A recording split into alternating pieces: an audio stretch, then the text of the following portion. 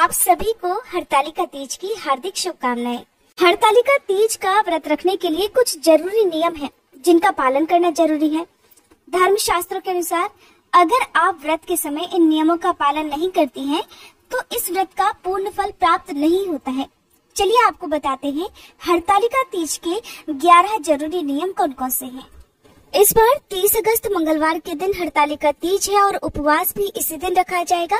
29 अगस्त सोमवार को दोपहर 3:22 से तृतीया तिथि प्रारंभ होगी, जो समाप्त होगी 30 अगस्त मंगलवार को दोपहर 3:33 पर। व्रत के नियमों का पालन एक दिन पहले से ही यानी कि 29 अगस्त से ही प्रारंभ हो जाएगा।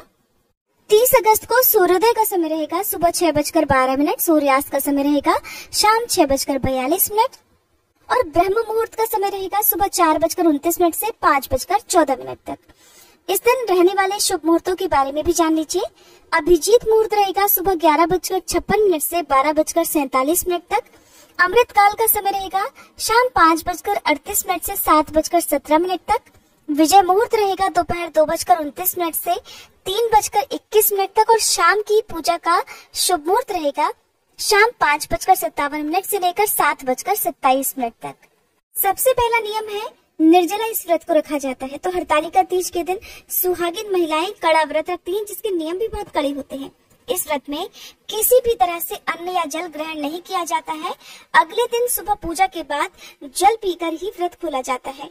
और इस व्रत को जो भी महिलाएं शारीरिक रूप से स्वस्थ हैं, उनको ही रखना चाहिए, क्योंकि नियम बहुत ज्यादा कठिन होते हैं। ऐसे में यदि प्रेग्नेंट लेडी हो तो आप हो सके तो व्रत रखना अवॉइड करें।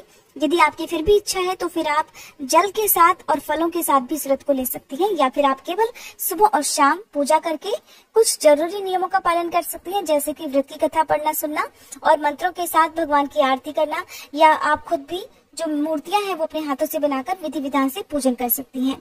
अगला नियम है इस व्रत में दिन में नहीं सोना चाहिए और रात को भी जितनी देर तक हो सके उतनी देर तक जागरण करना चाहिए। दिन में सोने के पीछे ऐसी मान्यता है कि जो भी व्रती महिला दिन में सो जाती है तो उन्हें अपने अगले जन्म में अजगर का जन्म मिलता है। अगला नियम है अगर आपने एक बार इस व्रत को रख लिया तो फिर आजीवन ये व्रत रखना होता है।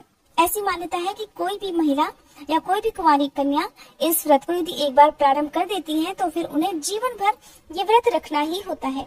बीमार होने पर या कुछ गंभीर परेशानियां होने पर आप अपने इस व्रत को किसी दूसरी महिला को दान में दे सकती हैं। यदि आप सुहागिन महिला हैं तो आपके पति भी इस व्रत को रख सकते हैं आपके बदले में। अगला नियम है कि आपको पूजा बिल्कुल विधि विधान से ही करनी होती है। इस दिन पूजा पाठ में किसी तरह की कोई गलती नहीं करनी होती है। साथ ही इस व्रत में कथा जरूर सुनी जाती है। कथा सुने बिना ये व्रत अधूरा माना जाता है। हरतालिका तीज के व्रत में 16 श्रृंगार करके ही पूजा करनी चाहिए। दिन भर आपको श्रृंगार करके रखना चाहिए। 16 श्रृंगार में आपको नई साड़ी, मेहंदी और चूड़ियां जो नई होनी चाहिए विशेष रूप से पहननी चाहिए। हरतालिका तीज के व्रत में शुभ मुहूर्त में ही भगवान शिव और देवी पार्वती की पूजा करके कथा सुनी जाती है। हरतालिका तीज व्रत के दिन जितना हो सके हरे और लाल रंग का प्रयोग करें, क्योंकि ये सौभाग्य का प्रतीक माना जाता है। पूजा और व्रत संपन्न होने के बाद इस दिन किसी गरीब को भोजन जरूर कराना चाहिए। यदि आप भोजन ना करा पाए तो आप कुछ न कुछ दान की सामग्री जरूर दान में देनी चाहिए। साथ ही इस दिन आप माँ पार्वती के लिए जो भी श्रृंगार की सामग्री लेकर आते हैं वो अच्छे से चेक कर लें कि कहीं भी कोई भी चीज खंडित ना हो, खराब ना हो, ताकि पूजा करते समय फिर आपको किसी तरह की कोई परेशानी ना हो। जो भी भोग में लगाने के लिए आप पकवान बनाते हैं, क्योंकि बहुत सी जगह पर आज के दिन गुजिया बनाई जाती है, मालपुए बनाए जाते हैं और भी तरह तरह के पकवान बनाए जाते हैं अपनी अपनी परंपराओं के अनुसार, तो वो हमेशा स्नान करने के बाद ही। इस दिन शाम की पूजा करके व्रत कथा सुनने के बाद अपने परिवार में सासू माँ को या फिर ननद को बायना दिया जाता है। बायने में सुहाग की सामग्री, अन्न, वस्त्र, फल, मिठाई और दक्षिणा दी जाती है। तो जो भी आपकी सामर्थ्य हो, जितना भी आप खुशी खुशी कर सके उतनी सामग्री को आप रखकर माथे से लगाकर अपने परिवार की महिला को जरूर दान में दें। यदि परिवार में ऐसी महिला नहीं है तो आप उन्हें जो भी दान में दी जाने वाली सामग्री है उन्हें उठाकर भी रख सकते हैं, उन्हें बाद में भी दे सकते हैं। पूजा करने के बाद अपने परिवार के सभी बुजुर्गों का, अपने से बड़े लोगों का पैर छूकर आशीर्वाद भी प्राप्त करना चाहिए। इस दिन कम से कम बोलना चाहिए। घर में लड़ाई झगड़ा बिल्कुल ना हो। घर में किसी का अपमान ना हो, खासकर बुजुर्गों का भूले से भी अपमान ना हो, नहीं तो किए गए व्रत का